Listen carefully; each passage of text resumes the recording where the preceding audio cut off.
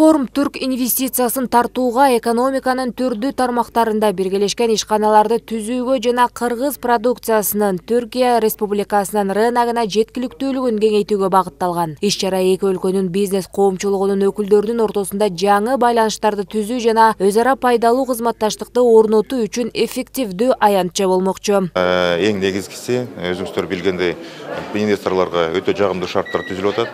2022 жылы биз жаңы салык кодексин кабыл алганбыз. Салык кодекстин алкагында бир топ инвесторлорго, ички жана тышкы инвесторлорго жеңилтилген режимдер сунушталып жатат. Андан тышкары өзүңүздөр билгендей, азыр биз кең тармактарды өнүктүрүү тууралуу да чоң программабыз иштелип чыгып атат. Аларга дагы биз инвестицияларды тартууга чоң бир иш-чаралар бар. Негизи бул жылы бизде план боюнча бир топ иш-чаралар каралган. Анын алкагында ушу эки тараптуу бизнес форумдар. Иш-чарага министрлер кабинетинин төрагасы Акылбек Жапаров жана Түркиянын Кыргызстандагы ыйгарым укуктуу өкүлү Ахмет Садык Доган да катышты. Министрлер кабинетинин төрагасы жетишилген макулдашууларды иш жүзүндө ишке ашыруу зарылдыгын белгилеп, кыргыз тарап түрк ишкерлеринин Кыргызстандын аймагында бизнесин ыңгайлуу жүргүзүү үчүн бардык шарттарды түзүүгө даяр экенин кошумчалады. Айрыкча Түркия менен соода-экономикалык мамилелерди өнүктүрүү Кыргызстандын стратегиялык артыкчылыгы катары каралат. Биз учурдагы жана келечектеги чакырыктарды чечүүдө ачык диалогго даярбыз, урматтуу ишкерлер. Эки тараптуу мамилелердин ийгиликтүү өнүгүшүнүн мисалы катары Достук Кыргыз-Түрк ооруканасы саналат.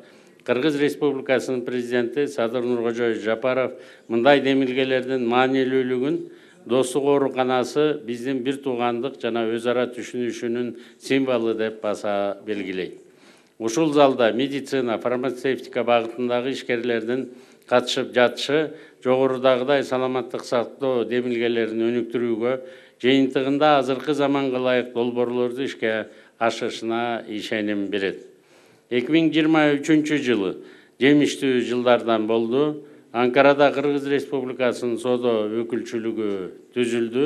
Бул кадам биздин экономикалык байланыштарыбыздын тереңдешине өбөлгө түзөт. Ал эми Түркиядан 61 жеке ишкер келген. Алар жеңил өнөр жай, медицина, фармацевтика жана билим берүү тармагындагы келечектүү долбоорлорун сунушташты. Буга чейин Түркиянын Остим өнөр жай аймагы Чүй жана Баткен облустары менен кызматташууга бел байлашкан. Аталган келишим боюнча үстүбүздөгү жылдын апрель айында алгачкы өнөр жай курулуштары башталмакчы. Түркиядан Анкарада Остим өндүрүш борборунда 20-дан ашык борборлор бар. Учурда Кыргызстанда тагыраагы Чүй жана Баткен облустарында өндүрүштүк аянтча куралы деп жатабыз. Ал үчүн сүйлөшүүлөр жүргөн. Эми апрель айынан баштап курулуш иштери эки облуста жүрөт. Мен ишенем, кызматташтыгыбыз мындан да артып, эки өлкө ортосунда айрыкча өндүрүштүк тармакта натыйжалуу ийгиликке чыгабыз.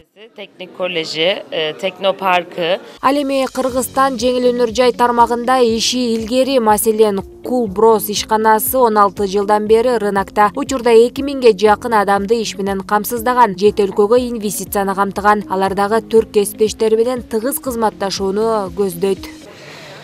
Бүгүн ушундай форумдар Кыргызстанда тез өтүп турса, албетте ишкерлердин тажрыйба алмашуусу чоң бул жерде.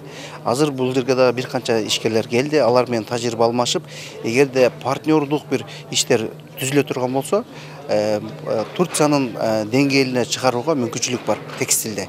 Негизи эле биз бүгүнкү күндө Кыргызстандагы аксап аткан учурлар ошундай